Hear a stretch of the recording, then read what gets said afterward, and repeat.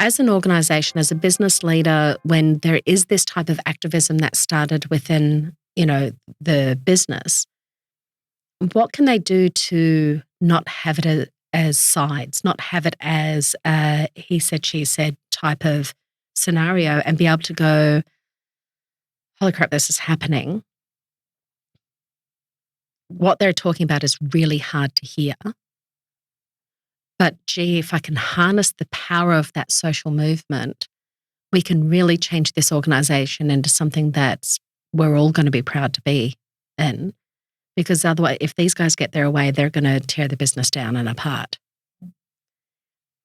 I'm saying this specifically and for a reason, because that's how activism can be seen, as a tearing down and against.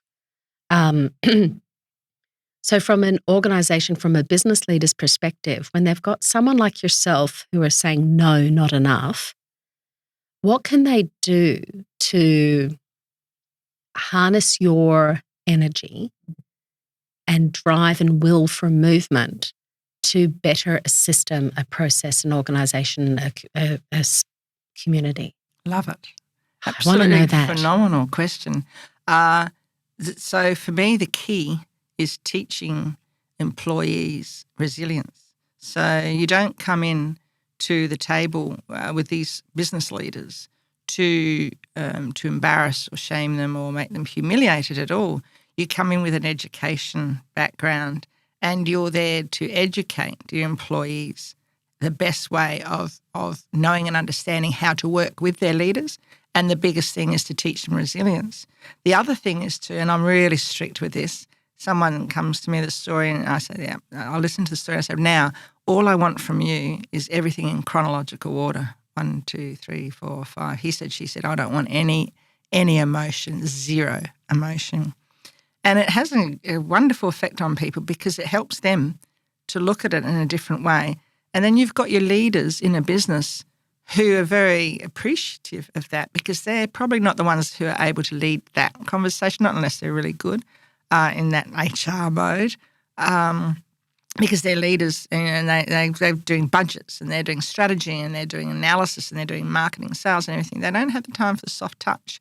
But the education isn't a soft touch. The education is pivotal for activists, advocacy and change.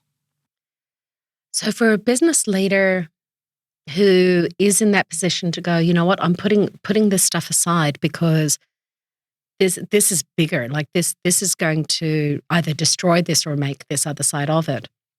For them to say to people, look, let's have a fact-based, let's have a chronological, let's have data point conversation about what it is that's actually happening. For now, I invite you to put the emotional side to the side for the minute so I can know specifically what it is that's happening. The courage for that conversation. But to be able to put it in that line, does that help? Absolutely. And I use a strategy called stoplights. It's really simple and have done forever. So you give a stoplight sheet to employees, put it in their box, mailbox. It's all anonymous, and you want them to do 3 things. Number 1, stop doing this immediately. Number 2 is your amber, so you need to change in this area. And number 3 is go full bore. We love what you do here. Keep doing it. So it's really simple. It's non-confrontational, and as a leader reading it, you can guarantee they're going to feel good about themselves too because they get the option of 3. Stop, think about it, go. It's no different to being on the road. You know, it's you have to have the action. You've got to take the action, and then you have the analysis after. So to have the courage to just go and put a piece of paper in someone's pigeonhole or on their desk or something, or send it to them online and say, hey, fill this in, print it out and stick it in this box so no one's going to know who you are. We're not fingerprinting you. That's a really good, simple strategy, and that's a problem-solving strategy any organisation can do regardless how big it is. Because it also shows listening that, oh God, this is coming at us. It's starting to feel like a tsunami that if we don't do something, we've got massive, massive problems on our hands. We're not just going to get churn of staff, we're going to have massive resignations. and loss of customers and all of the other stuff that goes along with it, reputation, everything.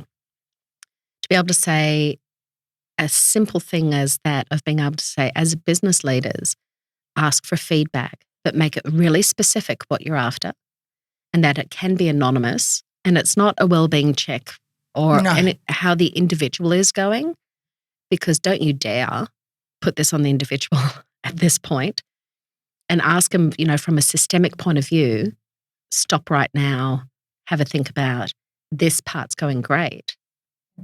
It's a win-win. Traffic light survey, real simple. Less is more. Keep it simple for everyone. The person you're giving it to, it's de-identified, and the bosses get into it at the most simplest level, and then build up from there because you're building trust. Yes. And you're showing that you're willing to take the risk. What you said before, being brave. You have to read that stuff. And willing to take the risk to be hurt. Oh, yeah, that's right. We're leaders, we get hurt. That comes with the territory.